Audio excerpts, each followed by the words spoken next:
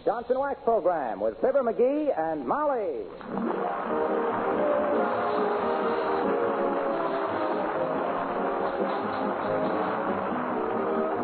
The makers of Johnson's Wax products for home and industry present Fibber McGee and Molly, written by Don Quinn and Phil Leslie, with music by the Kingsmen and Billy Mills Orchestra.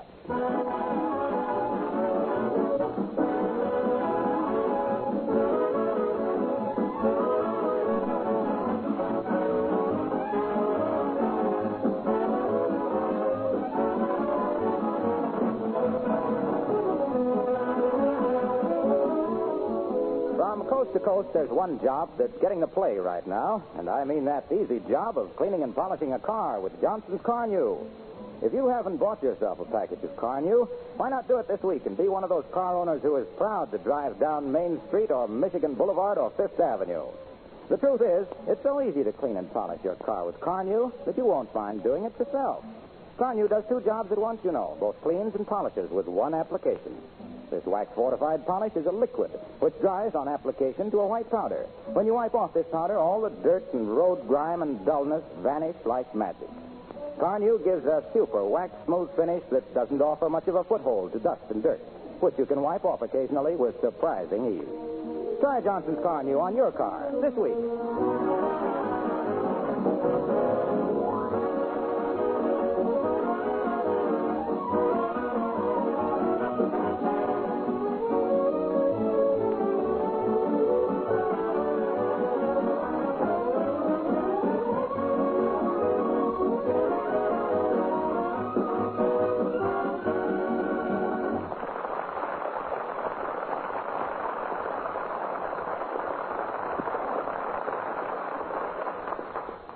With a spectacular lack of regret, a large portion of our male population is getting back into civilian clothes. But always wanted to be different, the Squire of 79 Wistful Vista is busy getting into uniform.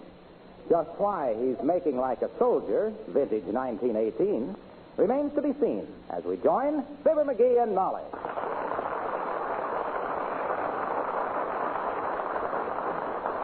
Look, dearie, must you wear that old army uniform today? Can't you go in civilian clothes? No, sir. This is a military occasion, and by George... Hey, hand me my blouse, will you? Wait till I take these last two mothballs out of it. Well, heavenly days, look at that. Huh?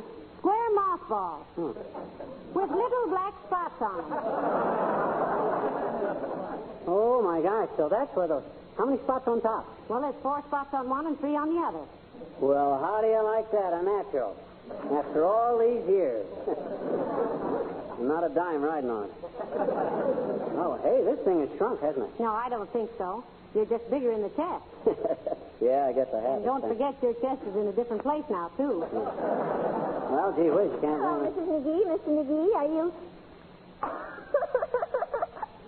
Oh, Mr. McGee, you're always clowning. What a costume. Now, take it easy, Alice. That's his old army uniform. Oh, gee, I thought maybe he was in a play or something. My dear child. Don't you realize that one of our greatest problems today is how to treat a returning serviceman?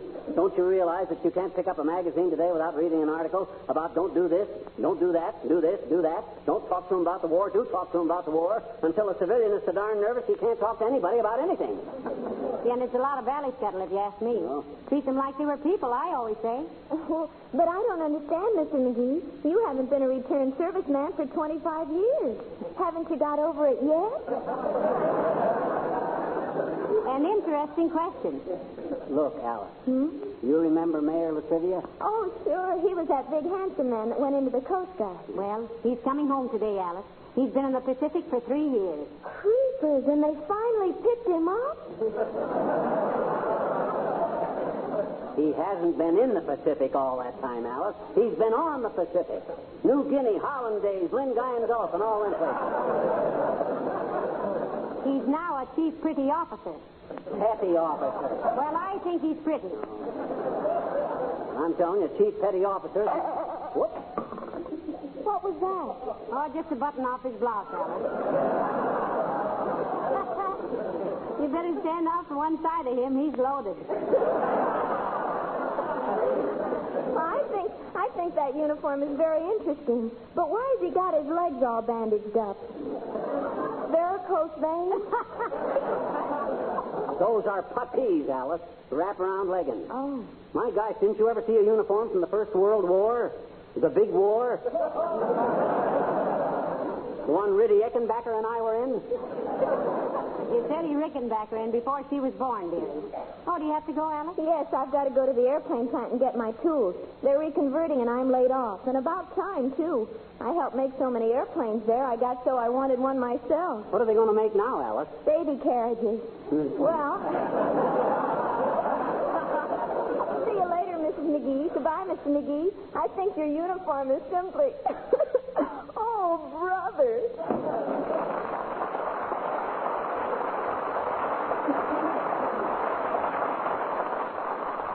What was she snickering about? Does this uniform look that funny? Why, of course not, dearie. Of course It looks lovely. I think so, too. With those white tennis shoes and the polka dot bow tie, you're the snappiest looking soldier. You answer the phone, Molly. I'm still kind of dizzy from wrapping these leggings. All right. Where is the phone? Oh, here it is. Right where we left it, June 26th. 79 Wistful Vista, Molly McGee speaking. Oh, hello, Mrs. Carstairs. Oh, that old water buffalo. Yes. You are? Why, we'd simply be delighted to, Mrs. Carstairs. What? Oh, just me. I see. You're the chairman of... Yes, but... That old tomato surprise is chairman of so many committees, she has her gloves made with built-in gavels. Yeah. Oh, well, thank you so much, Mrs. Carstairs. Thank you. Goodbye. McGee, you know what? No, what? Mrs. Carstairs is in charge of the reception committee for Mayor Latrivia. Huh? And they're all going to meet him at the railroad station, and she's going to make a speech of welcome. Hey, wait a minute. I got a speech all wrote out. And if that diamond-studded old mud runner thinks she's going to be... Yeah, but she's going to have the parade with Mayor Latrivia in the back seat of her car, and she's asked me to ride with him, and I said you'd be with me, and she said there wouldn't be room for you. So I said... Now, just a minute there. Hold everything. But look, dearie, she's... I don't care what she said. Nobody's going to finagle me out of this thing. Where's my overseas cap? Ah, you lost it at the Legion Convention in 1936. Then I'll wear my air raid warden helmet. Where's my air raid warden helmet? By George, as a World War veteran, I think I'm entitled... Oh, I know where my air raid warden helmet is. Where? It's right here in the hall. Oh, no, McGee, no, not the very first time he...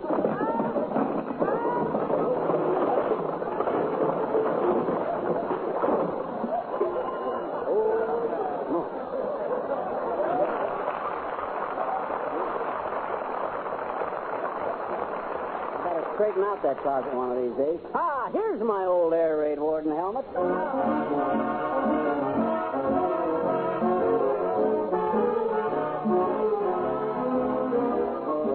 The King's Men sing Along the Navajo Trail. Every day, along about evening, when the sunlight beginning to fail, I ride through the slumbering shadows. Along the Navajo Trail. When it's night and crickets are calling and coyotes are making a wail, I dream by a smoldering fire along the Navajo Trail. I love to lie and listen to the music when the wind is playing a sacred guitar. When over yonder hill the moon is climbing, it always finds me wishing on a star. Well, what do you know? It's morning already. There's the dawning, so silver and pale. It's time to climb into my saddle and go riding along the Navajo Trail. But when the crickets are calling and the coyotes are making a wail, I dream by a smoldering fire. I dream about the Navajo Trail. What do you know? It's morning already. There's the dawning beginning to pale. It's time to climb into my saddle and ride the Navajo Trail.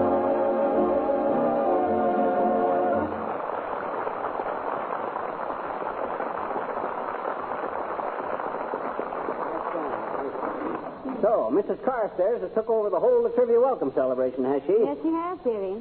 Where are you meeting her? At her house? Or is she picking you up in her 40-cylinder Lincoln? The one that was given to her by Lincoln himself. Because she looked so much like George Washington. Oh, now, for goodness sakes, McGee, Mrs. Carstairs never did a thing to you. Why do you dislike her so much? Because she's rich and I'm poor. I know that ain't reasonable, but it's human. And the way I dislike her, I'm superhuman. Well, for goodness sake, try not to be so... Oh, well, come in. Well, heavenly days, Dr. Gamble. Hello, my dear. Nice to see you. And how are you, Super Mouse? What's that uniform? Western Union? My old army outfit, Aerosmith. Well, how you been? How'd you spend the summer, kid? Oh, hunting and fishing and hiking. Really, Doctor? Yes, hunting vacant beds in hospitals, fishing for appendices, and hiking 30 miles a day through maternity wards. Great little vacation. 30 years a doctor and can't say appendixes. Well, you don't look a day older, Doc. Not a day older than 106. Say, did you hear about Mayor Latrivia coming home from the Coast Guard today, Doctor? I did indeed, my dear, and it'll be a great day for Wistful Vista. Those addle-pated incompetents in the town hall need somebody who knows a parking ordinance from a sewer assessment. Latrivia's the best mayor we ever had. He's the only politician in town that can wear a silk hat without looking like Jiggs sneaking out to Dinny Moore's saloon. And his swallowtail coat never looks like it had spent the summer at Capistrano, either. I'm depending on him to help get the city some new ambulances. That's so. Those 2 broken-down fracture trucks we have now spend so much time in the repair shop, my patients get to the hospital smelling like diesels. This has been a pretty hard time for the doctors who had to stay home, hasn't it? Oh, pata. Don't let this poor flushing old artery pinch your kid, you baby. What's such hard work about tearing off 8 inches of adhesive tape 4 times a day?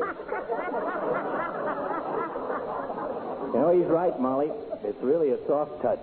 If I hadn't been given a beautiful new stethoscope for Christmas, I'd give up medicine and go straight. Tired of it, Doc? Tired of it? Did you ever try making a living by having people stick their tongues out at you? Yes, he did, Doctor. He used to work in a railroad ticket office.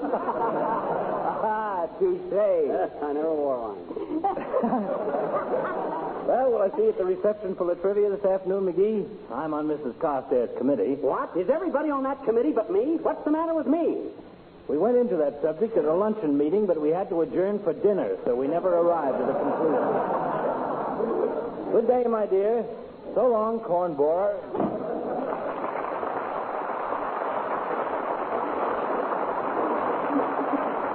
This is a fine state of how do you do. Mayor Latrivia's best friend, and they don't even ask me to be on the welcoming committee. Well, my goodness, dear, there'll be such a crowd at the station, you won't have a chance to talk to Mr. Latrivia. Yeah, but the point is I'm being froze out. If I knew what train he was coming in on, I'd go to the next town up the line, and I'd... Hello, folks. Hello there, Mr. Wilcox. My goodness, we haven't seen you for ages. Hi, Junior. What you been doing since we saw you last? Oh, spending most of my time at the golf course.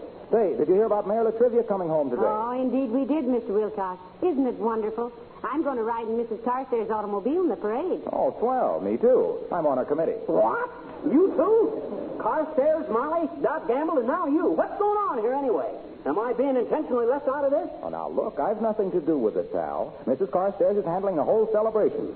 And I'll bet Latrivia will be mighty happy to be a civilian again. I suppose he will. Although men formed some very strong friendships in the service. McGee did, I know. I sure did. And speaking of friendships, I'll never forget what my sergeant says to me the day I was discharged. 3 little words that changed the whole course of my life. What were they, McGee, those 3 little words? Well, sir, there we were. Just off the boat at Newport News. Yeah? Fellas that had been through thin and thick together. Thin underwear and thick mud. Fought and bled together. Buddy. Well, sir, we knew lots of us would never see lots of us again, and it was kind of sentimental. All of a sudden, my sergeant comes up to me and puts his arms around my shoulders and says those 3 little words. Go home, civilian. Hey, what outfit were you in? To judge by that uniform you've got on, you were with the Lewis and Clark expedition. Can't tell you that, Junior. I can only give you my name, rank, and serial number. International law, security reasons, you know. Oh, don't be silly, McGee. Don't be silly. That was 25 years ago. Sure it was, and the War Department would still like to know who stole that boxcar full. Ah, those were silly. Yes, indeed. Did I ever tell you how I won the Croix de Guerre? Did you win the Croix de Guerre? Really? I won it, Junior, but I didn't get it. Jealousy, you know. You see, 2 other guys and me kidnapped von Hindenburg one night. McGee, you never told me that. I was afraid it might frighten you. It did me. Anyway, we kept von Hindenburg prisoner in a little patch of woods behind the German lines, hammering questions at him all night long, with a bayonet stuck in his back. He answered every question, too. When he'd answered everything, we threw him out and went back to our own lines. With some pretty valuable information, too, I guess. Well, would have had some valuable information, Junior, but none of us understood German.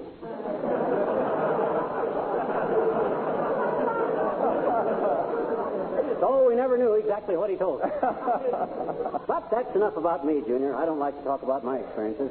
Since when? Say, you spent most of the summer on the golf course, Junior? Yeah. Did you suppose those certain people up there in, Wisconsin, the folks that, the stuff, think they'd approve of that? You mean the Johnson Wax people in Racine? Sure, they loved it. You mean they approved of your wasting the summer playing golf? Playing what? Golf. Oh, I don't play golf. But you said you spent most of the summer on the golf course. What were you doing, trapping gophers? No, I just sat there on the first tee with my bag of clubs. You do it, Molly. No, you do it. Somebody's got to do it. Well, we'll both do it. What were you doing, Mr. Wilcox, sitting on the first tee? With your bag of clubs if you don't play golf. That's a very interesting question. Well, I had a can of Johnson's Wax sitting beside me, you see? No. Yes, sir. I sure did.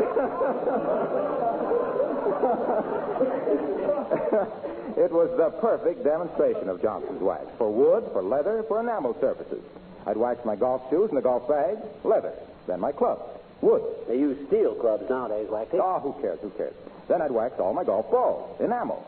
Well, sir, by that time, there'd be a crowd around me watching, and I'd give them a short pitch on Johnson's Wax, how it protects against the elements, preserves the finish, seals the pores against dust and dampness, and how it adds life and beauty to so many things. Oh, say, you're going down to meet Latrivia, eh, pal? You couldn't keep me away with a 10-foot pole named Stanislaus Walensky. See you there, Mr. Wilcox. Right. Goodbye.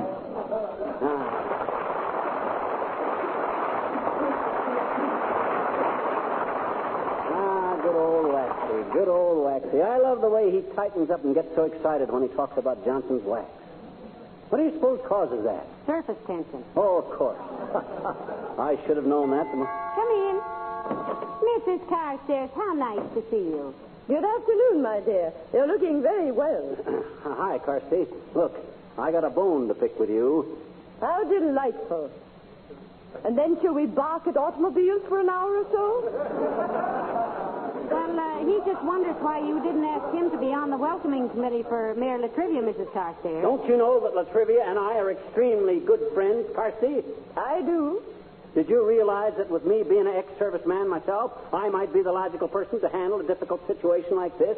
Don't you think it would be fitting for one war hero to welcome the other war hero? May I ask why you deliberately give me the Hindu shuffle on this deal? Pray do. Pray do what, Mrs. Carstairs? Pray ask me. Okay, what was the idea of including me out of this celebration? Since you are so insistent, Mr. McGee, it was at the request of Mayor Latrivia himself. We have corresponded with him concerning his arrival, and he said in his last telegram, and I quote, "And please see that Fibber McGee is kept in the background," unquote. Please see that Fibber McGee is kept in the background. Ah, sure. I think that's the finest compliment a man ever had. Did you say compliment, dearie? Why, don't you get it? Oh, that Latrivia is so sentimental, he's afraid if he sees me, the first thing he'll do, he'll just go all to pieces. Can't trust himself. Imagine him being so emotional. Well, now that we've settled that to Mr. McGee's satisfaction, and a remarkably cheap settlement it was, may I have a word with you, my dear? Why, of course, Mrs. Carstairs. Pardon us, dearie. Why, sure. Now, as for the arrangements, my dear, we all meet down at the railroad station and form a group at the gate. So when Mayor Latrivia's train comes in, I'll be ready. Please keep Fibber McGee in the background. I'm going to treasure them words as long as I live. Why, to think that old Latrivia thinks so much of me that he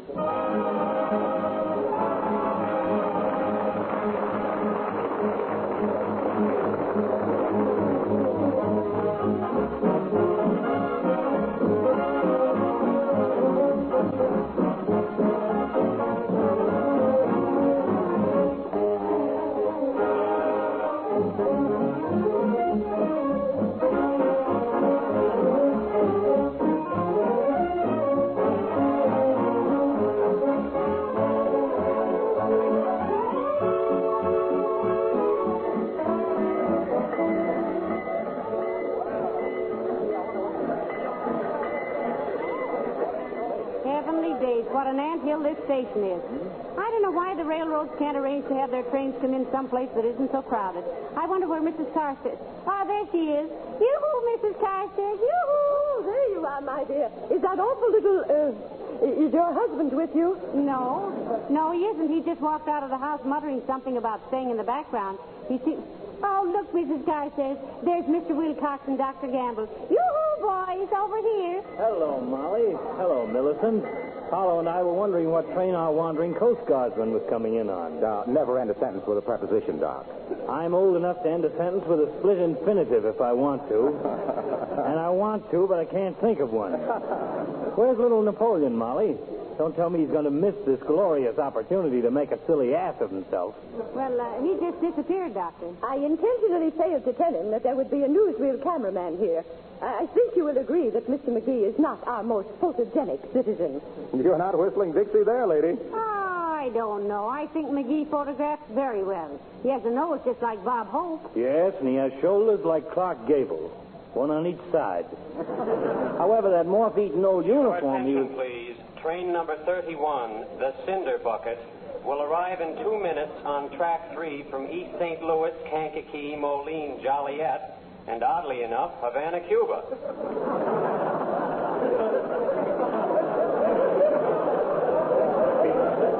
Come along, gentlemen. We must be at the gate to welcome the mayor.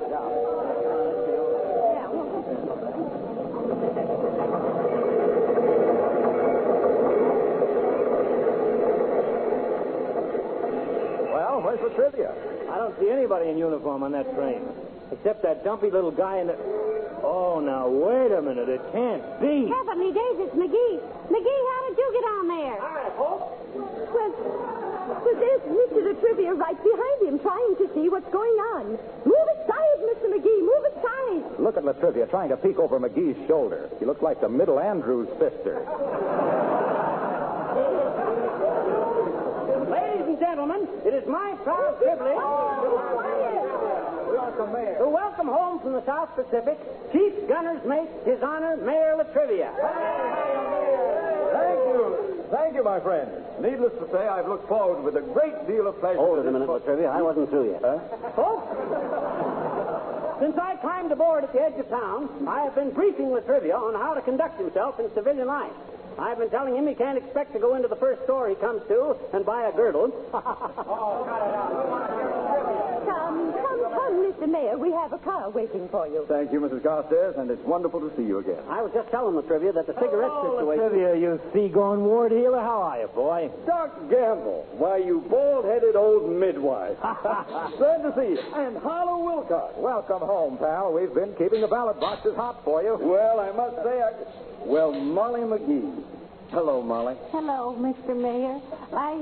This is such a... I've been telling Latrivia about what us civilians been through while he was out there in them lazy old South Sea Islands, folks. I told him that he ought to... Please, train number 31, the Cinder Bucket, now leaving on track 3.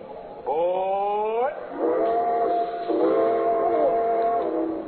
Well, wait a minute. My duffel bag. I must have left it on the train. McGee, would you mind? Oh, I'll get it, Latrivia. I'll be back in a second. Hurry, McGee. Well, I must say, folks, that when McGee got on the train at the edge of town, I was very... Find us, Latrivia. Huh? Okay, get off, McGee. Get off quick. No, don't. It's going too fast, Kitty. Let me off. Let me off. Stop the train.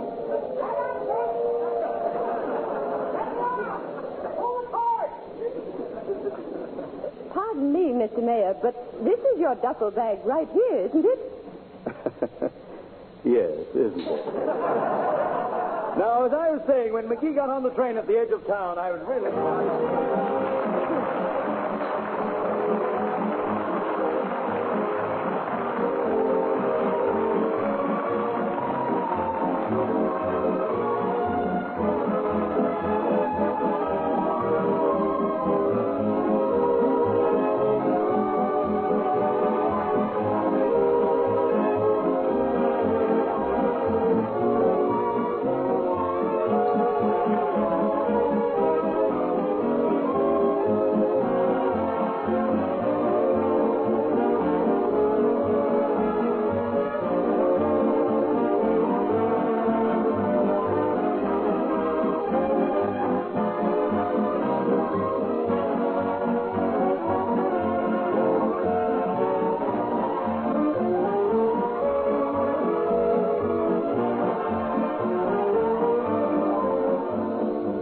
Every now and then, I feel that I should say something extra special about the newest form of Johnson's wax. To make sure you know about this new cream wax that was developed for furniture and woodwork. It's quite different from the regular liquid and paste wax. It's a white liquid, and it contains several cleansing ingredients, so that it does an amazing cleaning job. You can make this test in just a moment. Apply a little cream wax with a cloth to a strip of light-colored woodwork or your windowsill or refrigerator. Take a stretch that has smudgy fingerprints or other dirt, and notice how this disappears instantly. Then, with a minimum of rubbing, you give furniture and woodwork a soft, satiny wax luster that, believe me, is beautiful. This wax finish is dry and not oily, so dirt and dust don't cling to it. It gives furniture and woodwork real wax protection, and it makes your housework easier. Even if you already have the paste or liquid Johnson's wax on hand, just try one bottle of cream wax. You'll really like it.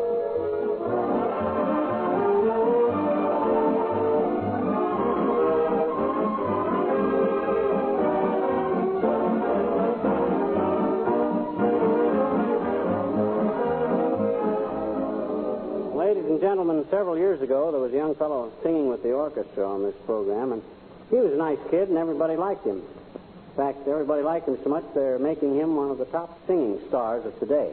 His name is... Harry Como. And our congratulations and best wishes to him. Then a little later, there was a drummer with Billy Mills' orchestra. But he had something besides a set of skins and a wire brush. He had ideas. And those ideas are now making him a miserable little fortune. You know who we mean? Spike Jones. Nice going, Spike. Then there was an actor named Harold Perry. After 7 or 8 years with us, he decided that crime didn't pay, and as the great Gildersleeve, he's making Sunday night radio history. More power to him. And last but not least, from these little Tuesday night weenie roasts, there came a character named Beulah. We want to extend our congratulations and all good wishes to Marlon Hurt and his own Beulah show. It all just goes to prove, folks, that class will tell. Yeah? Yeah? Who knows? Maybe someday McGee and I'll have a show of our very own. But that's for the future. Good night, all.